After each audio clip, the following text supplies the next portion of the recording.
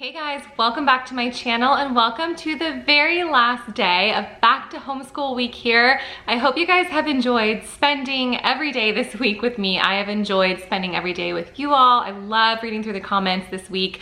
You guys hype me up as I try to hype you up, so it's really fun week for me as well. And I hope that you found some inspiration and encouragement and just had fun this week. Getting ready for the back to school season. Today, like I did every other day this week, I have a back to school giveaway for you all. This is from a company. Every day this week, it's been from a company that we love and use in our homeschool. And today's giveaway is like the icing on the cake. This is an incredibly generous giveaway from a company that we have genuinely used all the way through now. I can actually say we have used them start to finish as our oldest rounds the corner here. A few months into the school year, she will be beginning her very last course with this company, and she has used them from the very beginning. So we have actually seen what this looks like start to finish, and we couldn't be more pleased. At the same time that she is finishing, we have now our third grader just beginning. So without further ado, here is today's giveaway from Teaching Textbooks.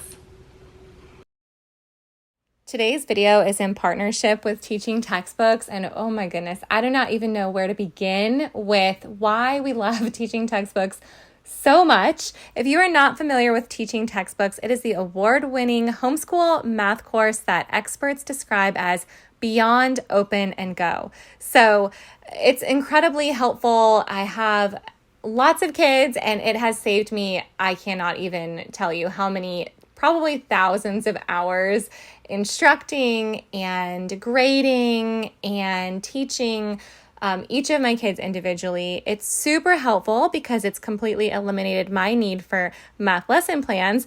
And it's also very helpful because it's available on any device, anytime, anywhere. Even if you are not connected to Wi-Fi, you can download up to 6 lessons at a time on a tablet or a phone and use it outside of your home or outside of a place connected to Wi-Fi. So we have done math in the car. We have done math at the karate studio. We've done math at the football field. We have been able to maintain a lot of flexibility as a family because we can use multiple devices and we can take math anywhere with us. It does all of the grading for you, and it provides step-by-step audio-visual solutions for every single problem.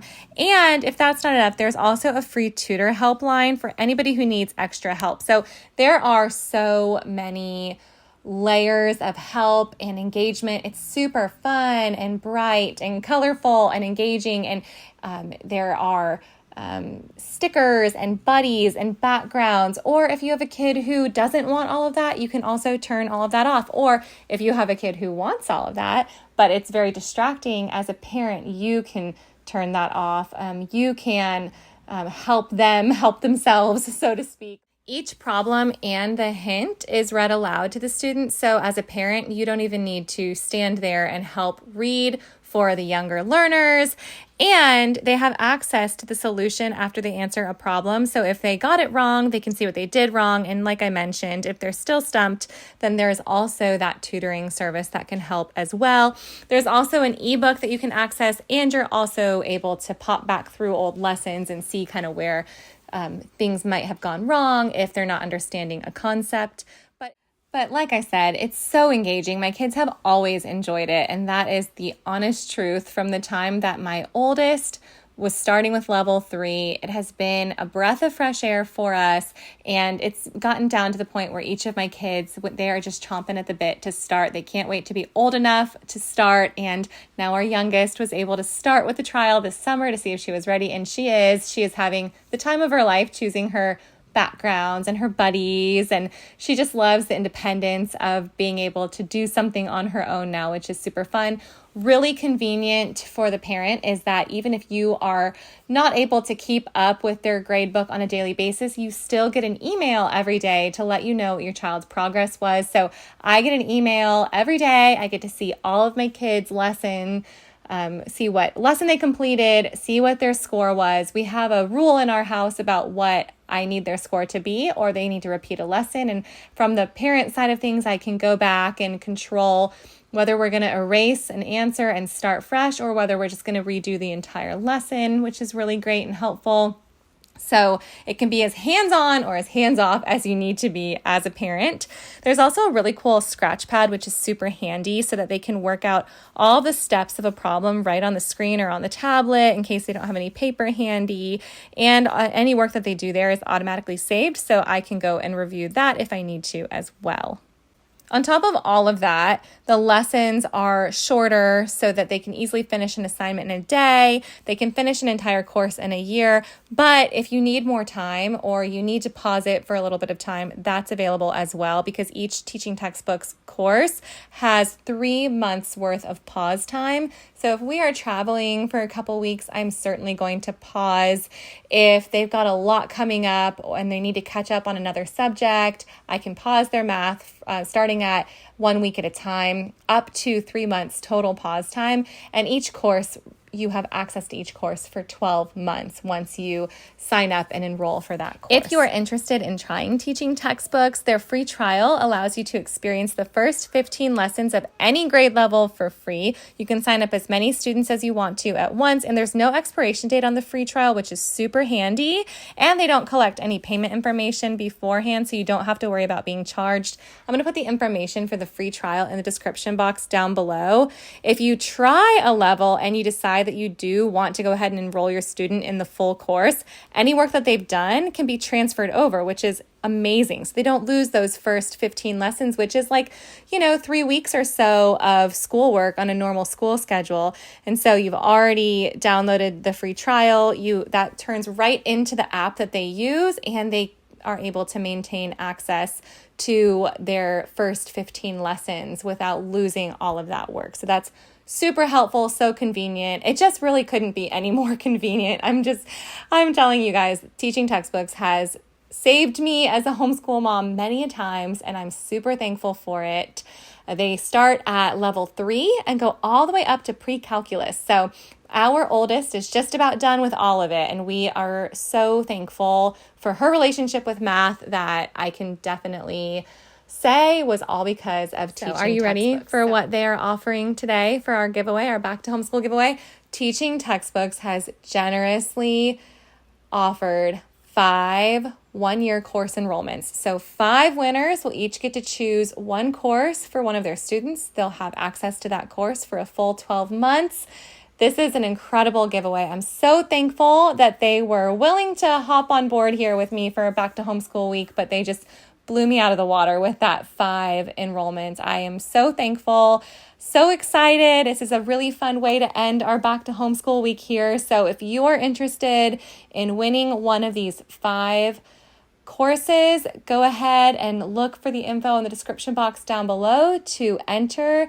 And if you're just interested in general in teaching textbooks, like I mentioned, the information for that free trial is in the description box down below, and it is completely free. No credit card information is taken beforehand, and you have as much time as you need to try out the different courses and see if your children like it, if you like it as a parent, if you enjoy the access that you have to changing things around on the back end and being able to customize it for your kids' needs and learning styles.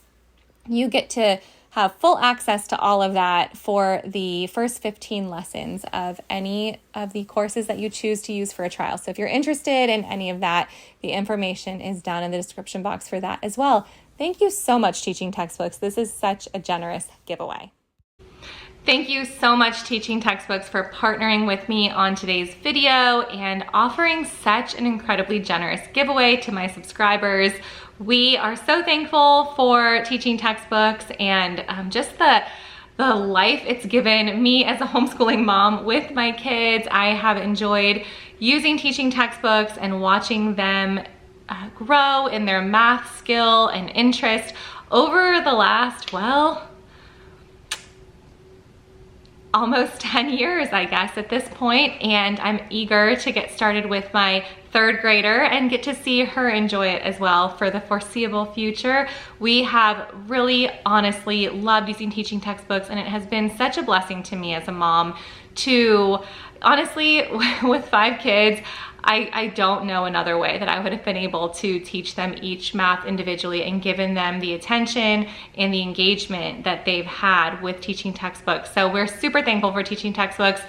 Good luck, you guys. I'm excited to see who wins, and make sure you check out that free trial. I will link that in the description box down below as well. We love using that free trial just when I need to see where my kids fall as far as placement goes and whether or not they're ready to move on to the next course. So we love the free trial. We love teaching textbooks. We love the free trial.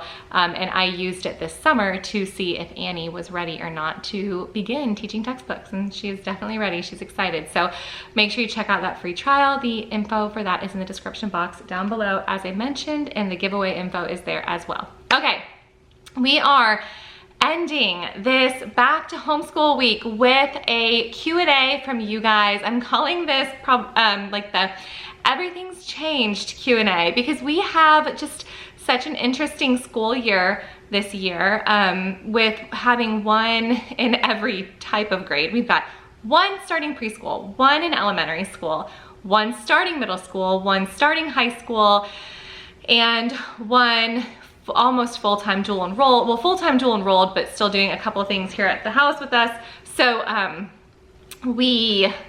this year looks much different than any other year, but at the same time, so much has remained the same as far as like family subjects and just our family culture and all of that. So I thought it would be a really interesting year to do a Q&A and kind of see what questions you all may have, whether, you know, it's for the way I teach my younger kids, the way I teach our family subjects, what it's like having one on the cusp of graduation here, and dual enrollment and everything else in between. So I asked you guys for questions on Instagram, on YouTube, and throughout the videos as well this week. So I'm gonna start with some Instagram questions and I'll hop around here. So this is in no particular order. Some of these are more serious, some of these are just like a quick answer type of a thing, but I am gonna try to get as many as I can.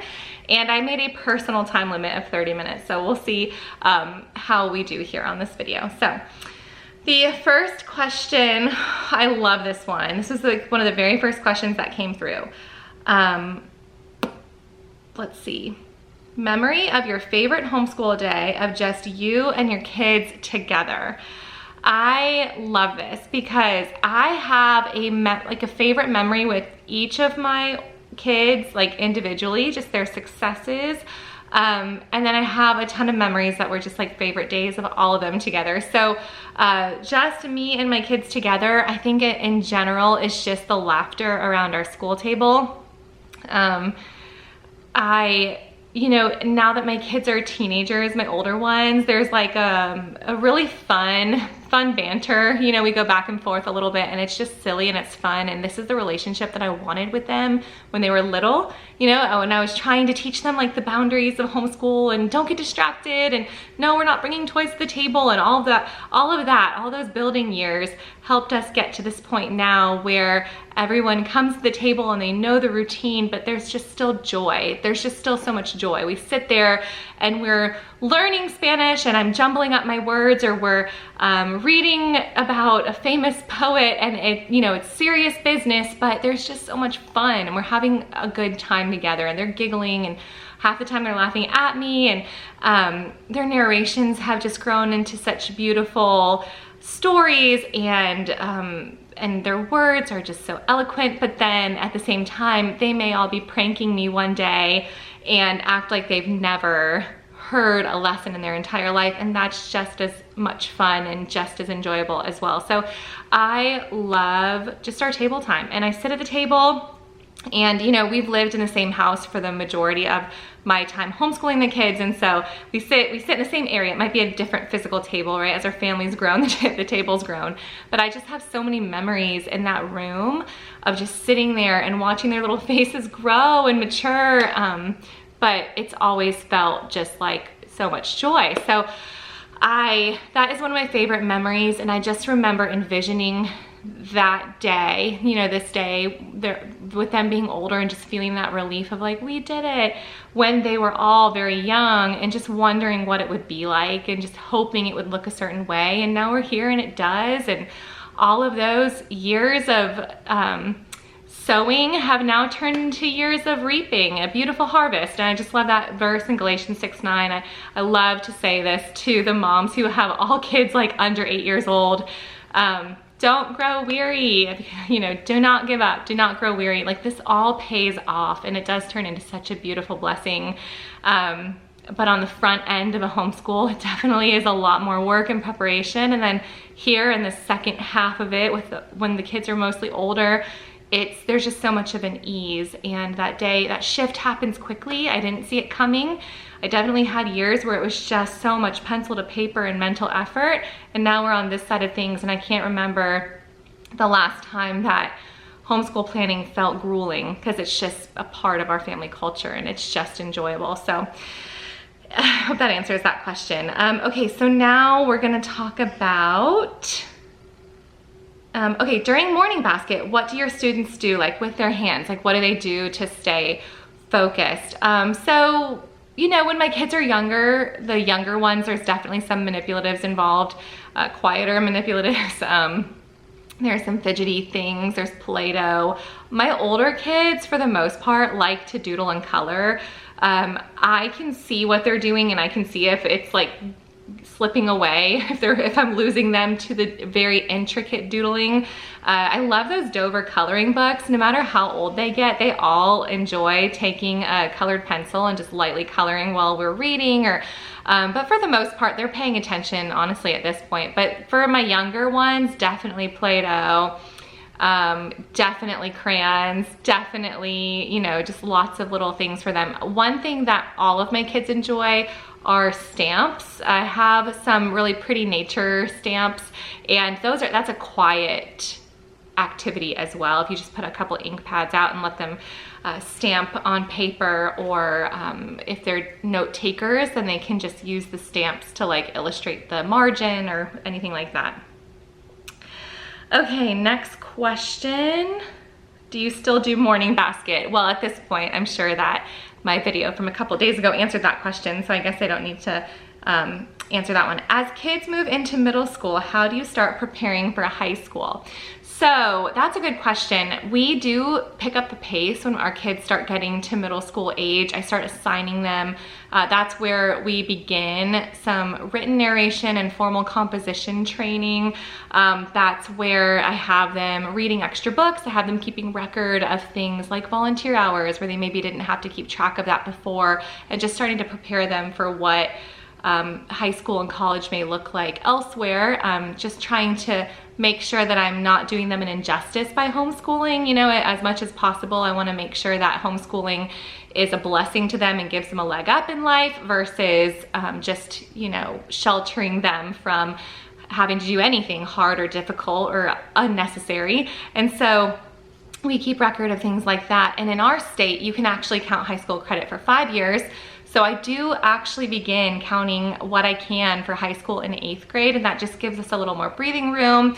And that was a huge blessing when it came down to my oldest wanting to start dual enrollment, because I felt like since I began 8th grade with counting a little bit of science and math credit and things like that for her, there were some things that I could, in good conscience, say she actually did accomplish, so that she could take electives at the college and things, and that we're not spending her last 2 years now just trying to hit the necessities, because we started chipping away at those in 8th grade. So 6th grade is when I start to weave in some independence for them.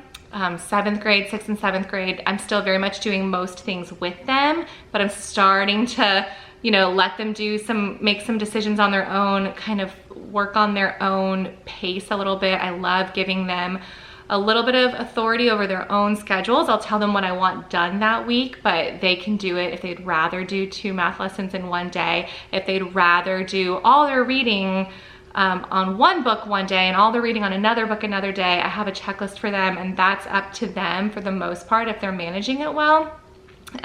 Because then in 8th grade, it's like pre-high school here for us. We're starting to count things are getting serious. Let's see, next question.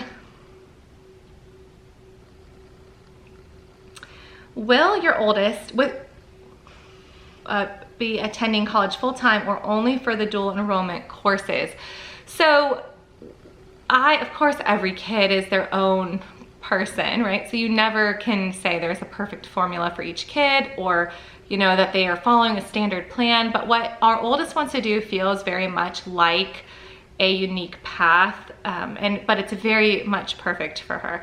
So she wants to go into the mission field, and she's been saying it for a long time, and for some reason I didn't take her seriously. Like it sounds terrible to say it like this, but I hope you guys understand where I'm coming from, that it was never, I never judged it in like a silly way. I just thought, growing up as a Christian in a Christian home, like that being a missionary was like the astronaut of the public school system, like, yes, at some point every kid wants to be an astronaut, or at some point, or I did, at some point every kid wants to be a missionary. I feel like if you're growing up in a Christian home, or you just idolize that, or think it's necessary for your faith to want to do something noble or something like that. So she's been saying that for a long time, and she's a very sweet girl with a very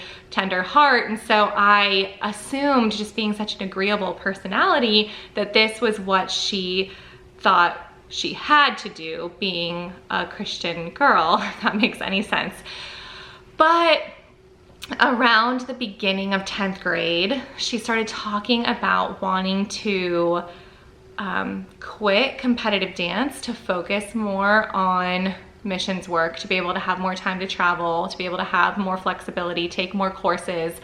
And that was a huge deal, because she has been dancing since the time she was 7 years old. And I was shocked that she was willing to give something up, or saw that as the place to pull back, to give her more flexibility. And that's when I really realized, you are serious about this, and I need to be treating this like serious business. And so we spent all of her 10th grade year looking at options, doing a lot of research, because where I feel really comfortable understanding the college system, university system, and application process and all of that, I actually had no idea of what it looks like to get a contract with some kind of a missions board. And so so we started looking at different options, weighing them, looking at what the requirements were from these different missionary, associations and ministries. And she settled on what she thinks will be her next step, so to speak. But she is still in the world of ministry work, very young. She's 16 years old right now, and things change quickly, and opportunities pop up, especially in the world of ministry, that you just don't see coming. That's just, God doesn't work in a way that we always understand. And so we're holding it with an open hand, what her next steps are. But one thing we really noticed, for the most part, was the education that's required for a lot of these different organizations. I assumed that missions work was pretty much just like, say you want to go and go. And I know that might sound silly for anybody who's lived in that world before, but without having had personal experience other than short-term missions trips, I just didn't understand all that went into it. So we realized that she is at least going to need an associate's degree. But for the most part, we'll probably need a bachelor's degree for permanent positions, and not just self-funded missionary positions, if she wants to actually work with a organization permanently and not on a short-term contract. Short-term being like 1 to 3 years. And so, or even just like 8 weeks or one, semester of college. There's a lot of opportunities that are shorter, that you don't need a ton of education for, but then a lot of these different organizations, you actually need to be well educated, obviously, and theologically, and have a pretty good commitment level to be doing some of these things. And so she found one specific program. I'm getting to the point here, sorry guys. She found one specific program that she really wants to do, and John has always encouraged our kids toward a gap year. He sees a lot of young adults come through in his business. He does a lot of apprenticeship and hiring younger people, and he sees a big gap in the need for, or in just like kids who don't exactly know what they want to do, or who have dropped out, or who have a degree and didn't use it. And so he's always really encouraged our kids toward a gap year. So that's why we knew they'd be doing some dual enrollment, just so they could afford that gap year and not set them back too far. But I didn't really anticipate like a 4-year degree for every one of my kids. I just didn't want to push them that way if there were other opportunities for them.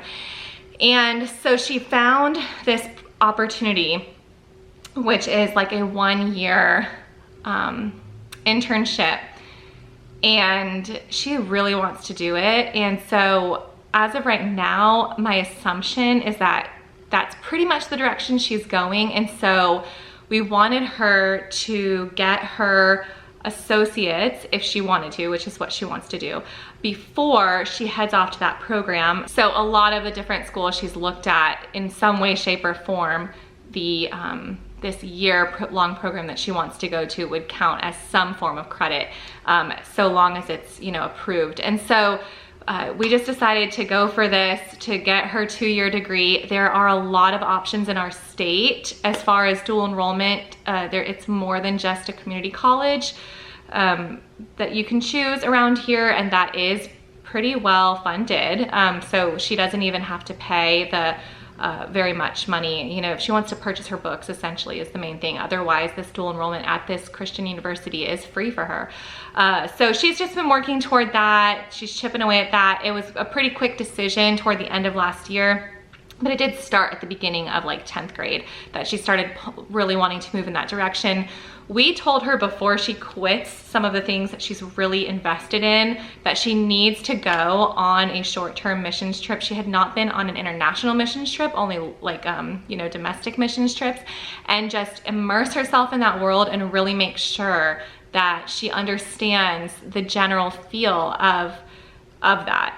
And of course, no surprise, because I know her, and just her willingness to be available to what God has for her, she went. And where I think for a lot of kids, it was for me this way, it's a little bit of culture shock being in a third world setting, seeing actual, you know, dump communities. And I think a lot of people would really be in that situation and go, do I want to leave everything I know to be here? And she came back absolutely fully charged, like, I never want to be anywhere else but there. She loves the people of Central America. She really fell in love with the culture.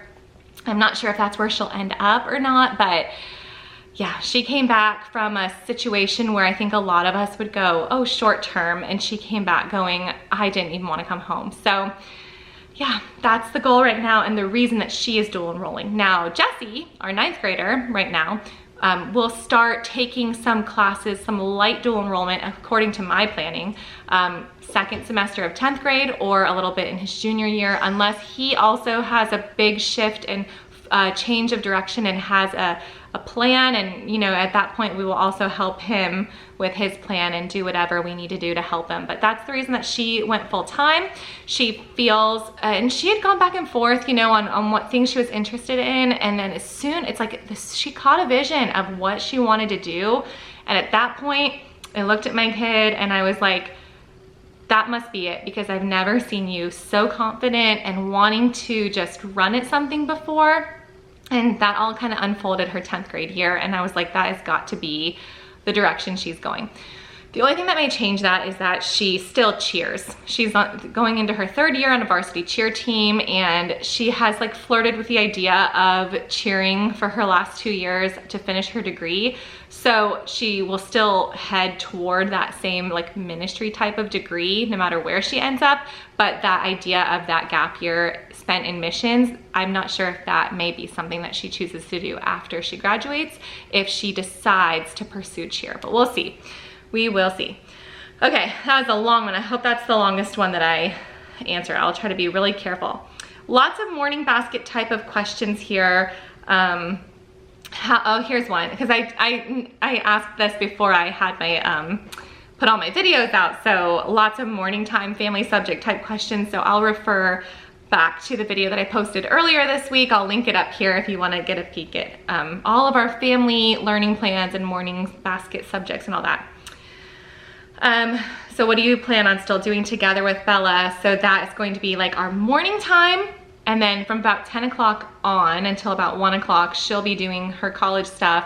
And then I'll try to pull her back in for a couple subjects with her with her younger brothers for the afternoon. And then she also goes to a coffee shop, and all her girlfriends who are dual enrolled, they like to meet at a coffee shop and work on their work together, and, you know, just living that college life, I guess, where the boundary lines of a typical school day are kind of all over the place. Lots of late nights, early mornings, coffee shop learning. So, but for the most part, our Bible time in the morning and a little bit in the afternoon as well. How is John helping this year? How do you stay connected with a wide range of demands? I love that question. I didn't see that before just now. Okay, how is John helping this year? He really just cheers me on as the homeschool mom. John is really incredibly helpful with our homeschool in ways that aren't necessarily like practical as far as the actual teaching. He's always left that up to me. Obviously, I would prefer that, and for the most part, because I teach all the subjects, and so I almost think it would be weird to have him come in and do any of it because I have my own routine.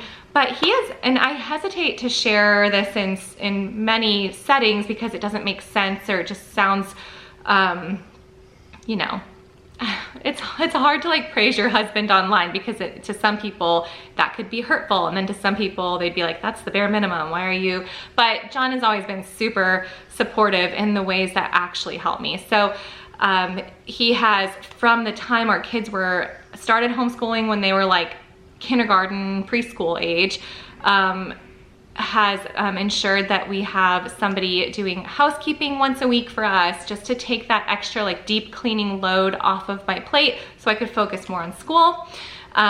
If the kids are getting off track with routines, or if I need like some support, some a firm hand coming in and making sure that everyone's listening to me, so I'm not just speaking into the wind all the time. You know, we have a lot of breakfast table conversations where he's like, guys, mom said that this isn't happening in an orderly way. When I check in, I'm gonna call at lunchtime, and I wanna hear that things are on track, and they really respect him. And so and you know, this is just something that has happened recently in the last few weeks, where he said, I'm gonna call mom at noon, and I wanna hear that this, that, and that were done respectfully, done with a good attitude. And of course, when he called at noon, my kids have never behaved any better in their lives, right? So his word holds a lot of power here in the house, and pleasing dad and making him proud is all they need to motivate them. He does not have to speak, you know, empty threats or threaten to take things away. He's got a lot of respect from our kids because he's really stable,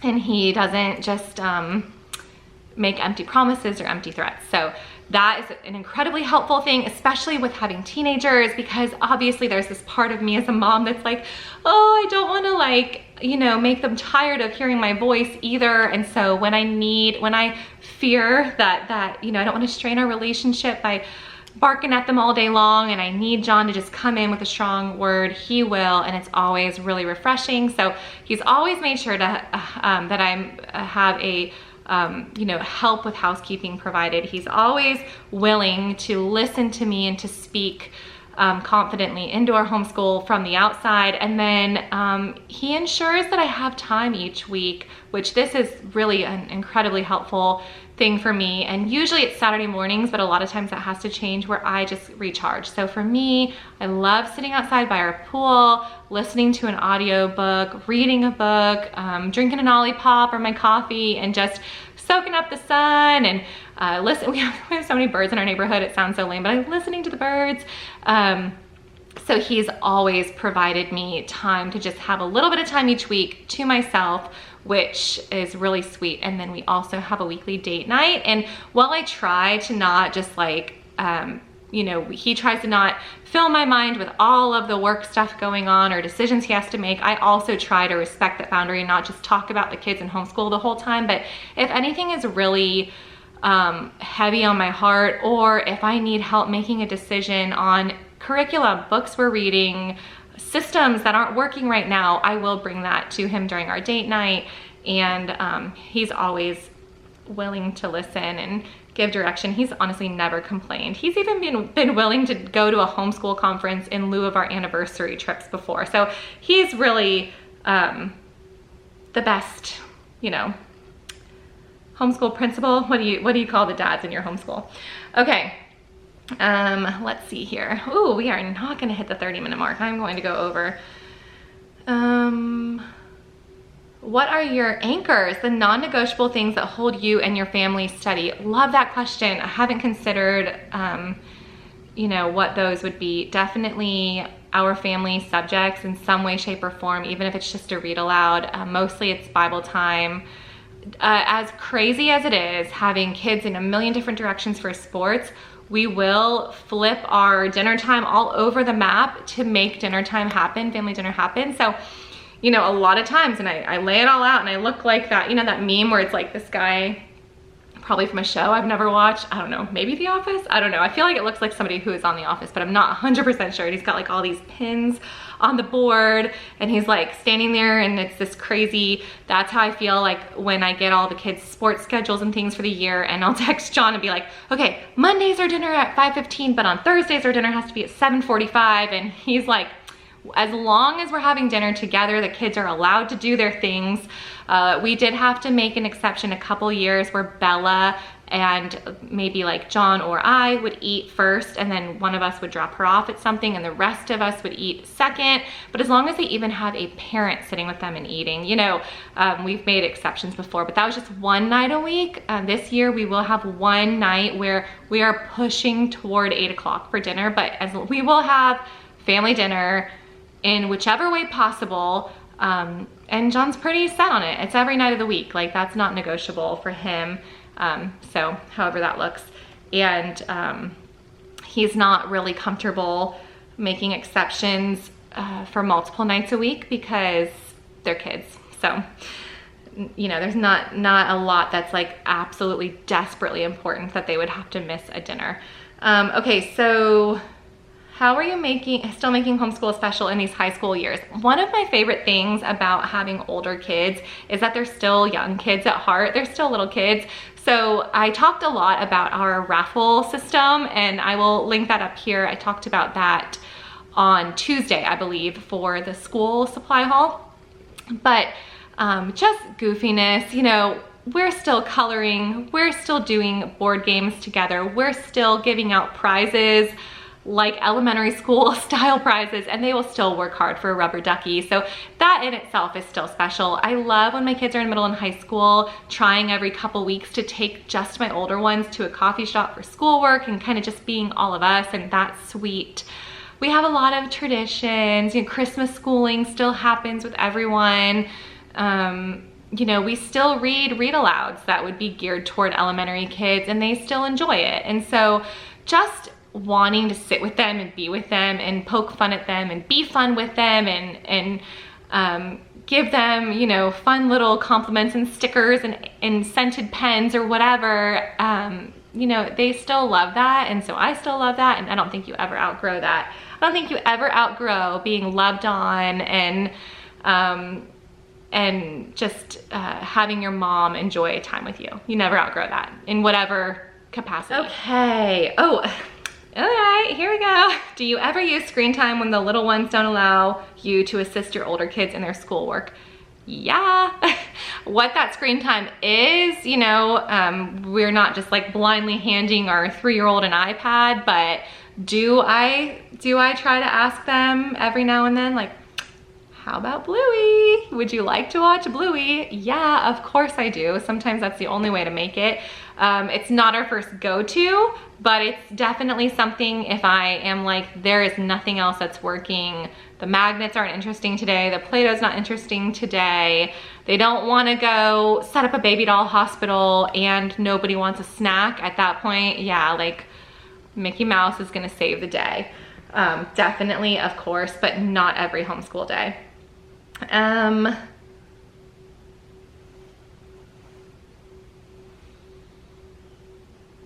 Advice to new homeschooling moms, and if you could do anything different, what would you do? Okay, the only thing I would really say I would do differently was the time I spent the time I wasted thinking that there would be a better or more efficient way when everything was going all right. You know, there's new things come out, new curriculum companies have come out. I feel like homeschooling has gotten much more trendy since I started back in 2011 or 2012. You know, now it's like there's really cool things. Social media, I'm sure, had a huge impact on that. And so I definitely had wandering years where I'm like, oh, I bet I should be doing that. My kids are gonna get to, you know, college one day and be like, my mom was never fun because we never did that bright, shiny curriculum. But, you know, just that fear motivating me and thinking I needed to find something new or something better when everything was going just fine. So ultimately, you know, my goal as a mom and as just a child of God is to be found faithful. And if I had made it my goal early on just to be found faithful and to please the Lord in the way that I was diligent and, you know, use self-control and the decisions that I made for my own family, I probably wouldn't have spent some time floundering thinking there was a better way or a different system if that had been my goal from the beginning. But we're all being sanctified, obviously, in the process of raising our kids. And so part of that was rooting out that fear in me that either there was something better or that, you know, I wasn't doing my best or that my kids would, you know, be embittered toward me for some reason. You know, I always want my kids to love me and to want to come home to me. And so I think coming from a situation, you know, John and I both had backgrounds with family that can be a little bit broken, you know, and you see people who don't come around or, you know, people who aren't involved as much as you would like them to be, or boundaries that you've had to put in place that you hope your kids don't have to put in place with you. And so the fear of that hitting so close to home for me, I think motivated a lot of decisions that I made, just trying to make sure that it was always the best, most fun thing for my kids. But for the most part, we stayed the course. We used what worked. I used 5 in a row and the old manuals from like the early 90s until the new ones came out. Then I got those.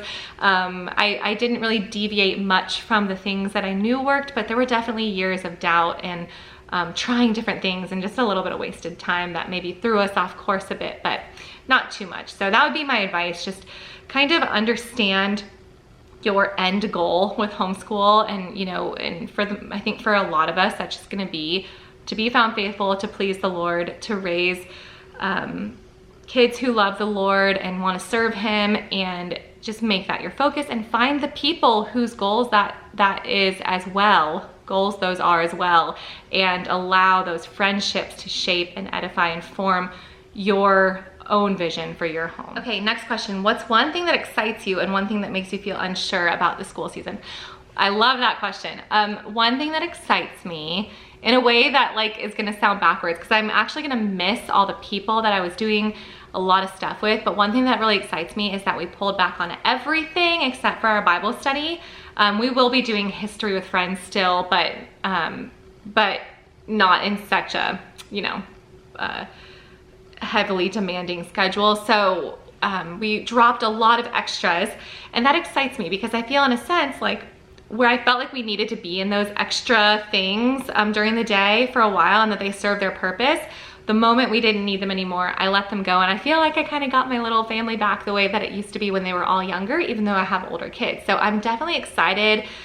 As important as it is, like to have your little birdies in their nest when they're little, if you can find that when they're older, it's a huge blessing. So having teenagers and getting them during the day, I feel like I'm just like stealing this time. And so that makes me super excited, especially when like they're afternoons after sports and they're off with their friends, and you know, they've got a lot going on and it's all great and fun. And I'm looking at it going, I remember being that age. These are all really good, wholesome friendships and good things, but I want you home. And so getting to homeschool them still and getting them at home, even if they're next to me in another room reading a book, they're still home with me. Such a sweet feeling. One thing that makes me nervous is probably just like the absolute difference between my oldest two and what, you know, one-on-one high school looked like with my daughter, and wanting to make it really intentional and unique with my son. And you know, he's not a little girl, so he's not gonna wanna like read the same books and do the same things as she did with me. And so I'm nervous, but like excited too, to have my main focus shift to him now. And that's specifically why I'm gonna be going off in a few days with one of my girlfriends and just enjoying a couple days at a little staycation, just dreaming up our homeschool for the year. And she is in the same boat where her oldest just graduated and is going to college now, and her second oldest is also a boy. So we're both like focusing more on our high school boys this year. So we're like, why don't we go and like encourage each other and like try to figure out what this is gonna look like. So excited, nervous, not like nervous like I'm scared, but nervous like, ooh, I don't even know, like this is gonna look different. And so I'm excited about that. My older son has this incredible faith, and he is really like, he inspires me a lot. And so I just kind of getting to know him and focusing more of my time on him, I'm very excited about. And he lives really boldly, like a really strong young man would. And so I don't get a lot of time with him because he's got a lot, I don't want to say attention like in a negative way. Like he's got a lot of, you know, when he walks into a group, people turn and want to know what he has to say. And so I am just excited that I still get some focused time with him, because I have to share him. I have to share him with the world, and I'm excited to have that time with him. All right, couple more questions. Actually, I cleared up a little extra room here on my camera. My camera is quite full this back to homeschool week, but I realized I didn't even get to those were all Instagram questions. I had to stop scrolling through them because there were so many good ones, so maybe another Q&A is in order here. But I wanted to go check all the questions from YouTube too. So first one here, I already answered about dual enrollment. Okay. How do you stay grounded and focused when you're juggling so much, children in different stages of life, your faith, managing a home, your business, and your relationship with John? I think, wow. Okay, so first of all, thank you that you recognize that those are my priorities. I love that. I love that. How do I stay grounded? My faith. That is what keeps me grounded. Systems are helpful. You know, I go to the gym on these days, and we have family dinner at this time, and obviously that helps things stay orderly. But again, it just goes back to that idea of like wanting to be found faithful, not slumbering, wanting to stay alert and stay awake and be prepared. And, you know, my faith is not something that that's part of my life. It's the source of my life. And so everything comes and is filtered through that lens. And so the way I interact with John and is a direct reflection of my love for Christ. The way that I parent my children is a direct reflection of my trust in Christ. The way that I run my homeschool is because of my obedience to Christ. And so all of the things come from that same source, and it all just boils down to, and this is my phrase for the year, you know, just be found faithful. I want to be found faithful in what God has given me. And so, yeah, it all just boils down to that. And so if things don't fit that mold, if things are asked of me, I've learned to say no. I've gotten so good at that lately. It's a no for me and across the board for the most part. But time is fleeting. Kids grow up fast.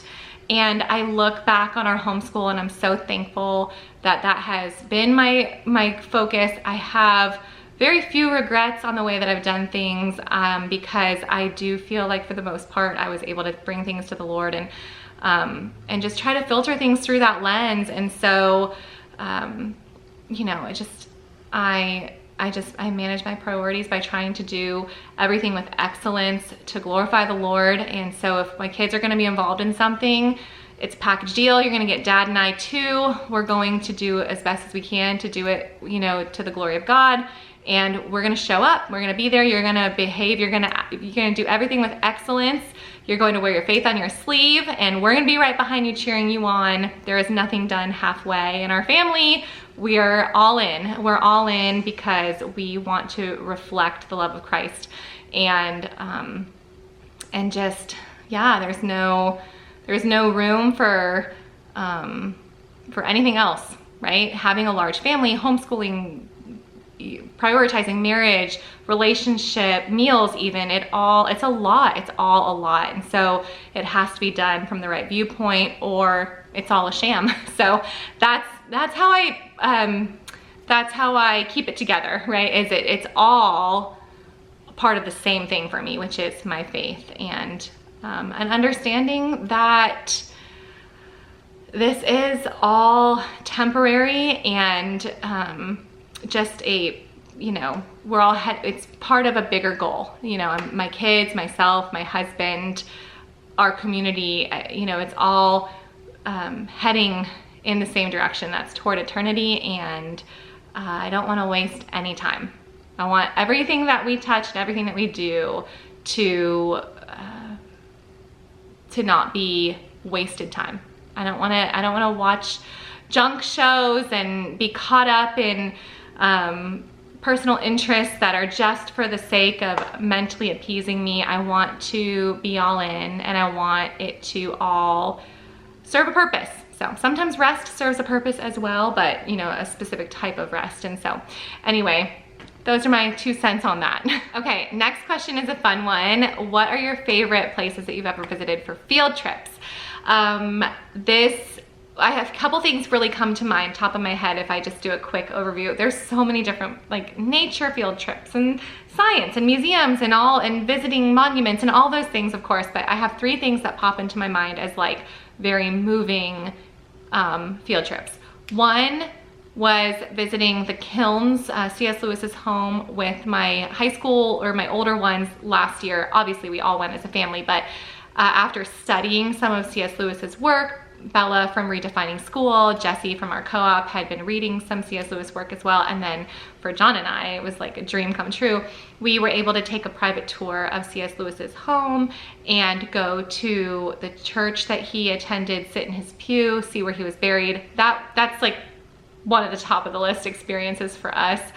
Another one was there is a man named Joe, I can't remember his last name now.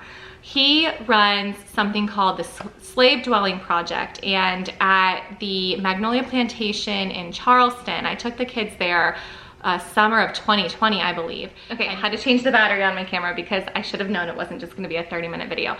But his name popped into my head as I was grabbing my camera. McGill, Joseph McGill, I believe. I hope I'm not wrong. It was a few years ago now, but he runs a nonprofit called the Slave Dwelling Project, and he happened to be on staff. I don't know if he is still, I haven't kept up recently, but at the Magnolia Plantation in Charleston. We visited there, and at the time it was an additional ticket purchase. I believe it's part of the actual gate entry fee now if you're in the Charleston area and want to pop by, but he restores and stays the night in slave quarters in different areas of our country, plantations, even like urban areas, and he was just a wealth of knowledge. And because it was 2020, it was a very quiet tour. You know, they only took a certain number of people that could be evenly spaced, and so the kids and I had been studying. It was like the Civil War era that we were studying at the time, which is why I wanted to take a little detour to Charleston on our way up to North Carolina. And we got just kind of like this experience of being able to really like not just funnel through and just like read the things on the wall, but actually just stand there and consider everything we had been reading and studying. And I mean, I can hardly look back at those pictures with the kids and not feel what it felt like to stand there. That was an incredibly moving experience. He had a list of other dwellings that he recommended. And so the next winter, the kids and I, and John actually was with us on this trip, we were in Savannah and we went to, I cannot remember the name of that location. Something house, I feel like, but maybe not. Another one of his recommendations as well. And that was just such an incredible experience, and nothing beats hands-on experiences versus just reading books. So that was really moving, and it's gonna go down in history for me in our homeschool as one of the most important field trips that I took with the kids.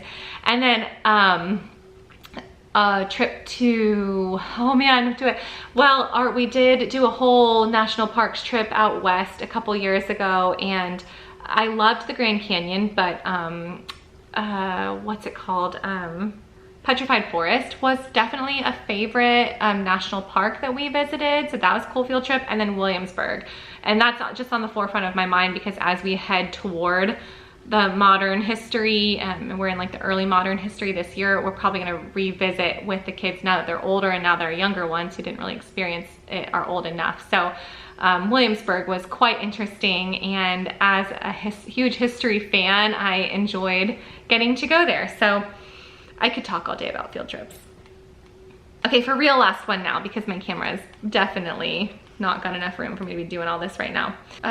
What curriculum have you really stuck with over the years? That'll be a good one to round out this, like, everything's different, but everything has stayed the same type of Q&A, and like reflection Q&A. Curriculum that we've really stuck with over the years. Teaching textbooks, first of all. 5 in a row, I've stuck with for my elementary kids in one way, shape, or form over the years, depending on each kid's needs and interests and attention span. That's looked different, but we used 5 in a row fully for my oldest. We used it intermittently for my older son. We used it a lot with my younger son and partnered him up with my middle daughter, and we're like heading back into a full out season with my 8-year-old, using that kind of as her main curriculum as we have the last couple of years. So 5 in a row, that story is woven in through all of my kids' experiences as a homeschooler, teaching textbooks, like I said. What other? We've done a lot of Apologia Science touch and go over the years. Each one of my kids have done Apologia Science at some point in time and will do it for middle and high school. What else? Simply Charlotte Mason Company as a whole is probably the bulk of what we've continued to use. All of those picture study, oh, is my camera funny right now? All of the picture study portfolios and composers and artists, that's been my go-to because it really is simple. It really makes it easy for me. Those are the things that pop into my mind for the most part that we have just really stuck with over the years. So yeah, All About Reading. They all used All About Reading to learn how to read. So yeah. Okay, I could just talk for hours, guys. I hope you enjoyed this tying a bow on Back to Homeschool Week with me, with hearing my answers to some of these questions. There's still so many more, so let me know if you want me to do another one in the future. Thank you so much to Teaching Textbooks for your incredibly generous giveaway. Make sure you check out that free trial in the description box down below if you guys want to try those first 15 lessons.